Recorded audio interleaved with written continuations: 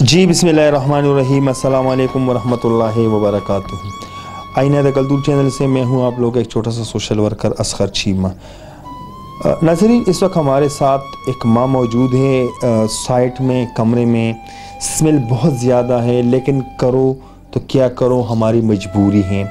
हमारे ऐसे माओ बहनों के साथ बैठना ये हमारा फ़र्ज़ है। जैसे भी हैं, जैसे भी स्मेल है, जो भी हैं, हमने भुगतना है इनको।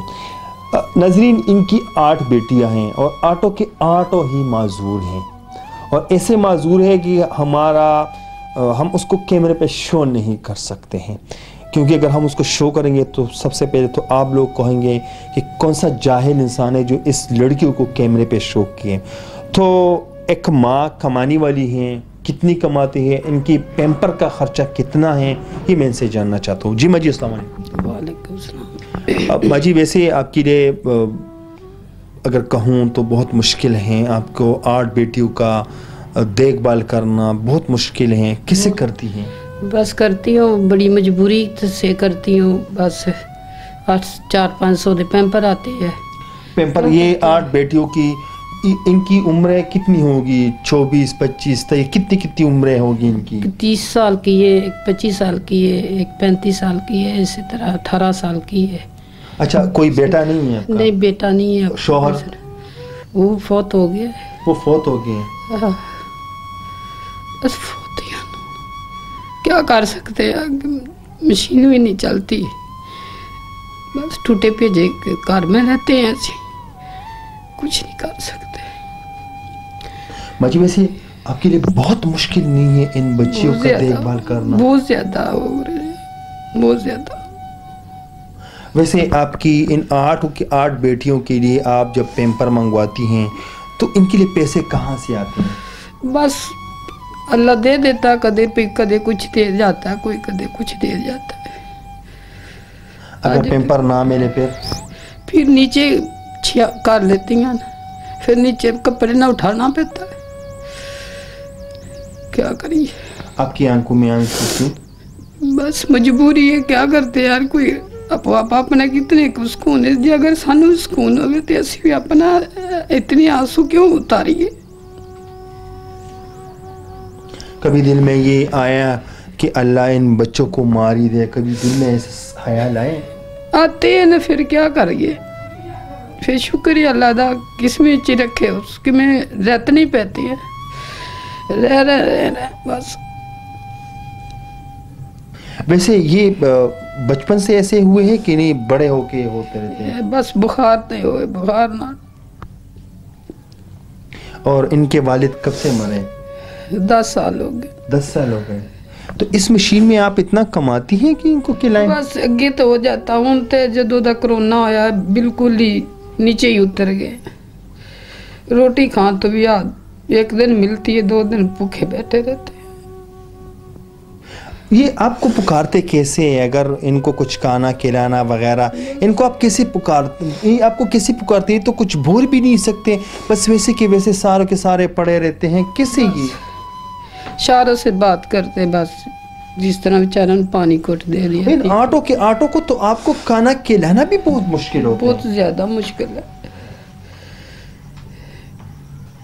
तो आप सारा दिन इनकी देखभाल कर रहे हैं, या इनकी कपड़े कैसे चेंज करती है? आटो की 8, मैं तो जब इनको देखता तो आपने तो इनके कपड़े चेंज ही नहीं की। बस कभी कर लेते, कभी नहीं कीते, मजबूरी है, फिर क्या करिए।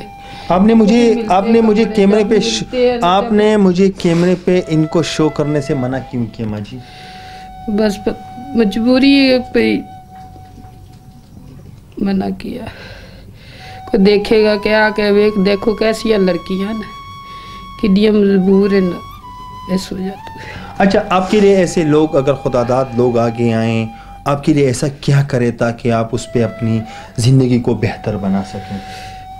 अल्लाह चंगे करेगा, कुछ तो फिर भी कुछ भी आप बोलें कि आपके ये मतलब आप इसके लिए क्या करें? पैम्पर का खर्चा रोज़ का कितना होता है आपका? 400-500 का हो जाता है। 400-500 का हो जाता है। और बाकी इनकी मेडिसिन वगैरह ये तो ठीक भी नहीं हो सकते ना, लाइलाज होते हैं अभी। اچھا ابھی آپ مجھے یہ بتائیں کہ آپ کی مہینہ کتنے پہ چلے گا؟ 30,000 20,000 40,000 کتنا چاہیے آپ کو؟ 40-50 ہزار کا خرچہ ہو جاتا وا، شکر اتنا تو ہونا چاہیے. اور اگر آپ یہ کام بڑھا سکتی ہے، اگر آپ کے لیے ہم کوئی بڑا سا مشین لے کے دیں؟ ہاں جی بڑھا سکتے ہیں. اچھا ناظرین، ایک ماں جو درد دل زندگی گزار رہے ہیں، ایک ہی کمرے میں ایک چھوٹا سا صحن اور ایک چھوٹا سا میرا خیال میں 1.5 مرلے کا یہ گھر ہے.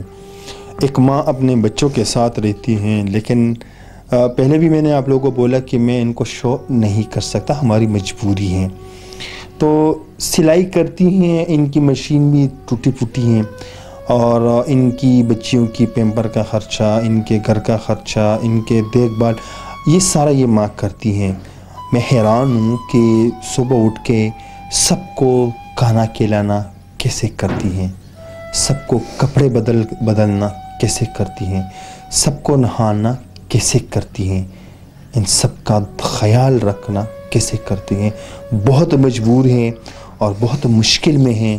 تو ایسے لوگوں کا ساتھ دینا آپ لوگوں کا فرض ہے، اور جن کے پاس ہیں اللہ نے دیا ہیں اور وہ ایسے مستحق لوگوں کو نہ دیں تو میرے سمجھ میں یہ ان کے لیے بہت بڑی بدقسمتی ہے.